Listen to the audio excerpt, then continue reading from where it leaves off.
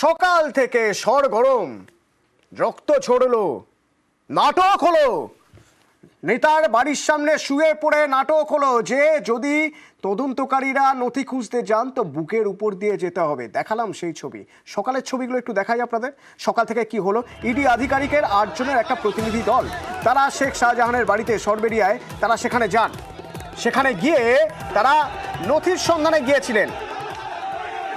ডাকাডাকি, একের পর এক ডাকাডাকি, প্রায় আধ ঘন্টা হাঁক ডাকের পরেও বাড়ি থেকে কেউ সাড়া দিলেন না। শাহজাহান শেখ কোথায় কেউ জানেন না, ভিতর থেকে তালা দেওয়া।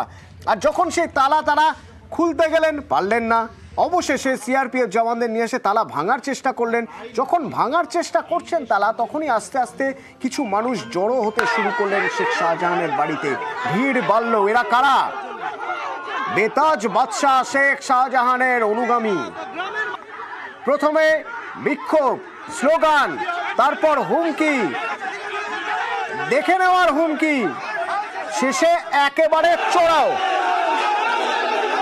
ধাওয়া করে গিয়ে গাড়ি ভাঙা হলো একের পর এক। যে কটা গাড়ি ছিল, সংবাদ মাধ্যমের গাড়িও বাদ যায়নি। তারপর মারধর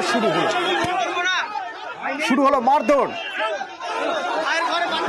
মাথা ফেটে গেল ইডি আধিকারিকের।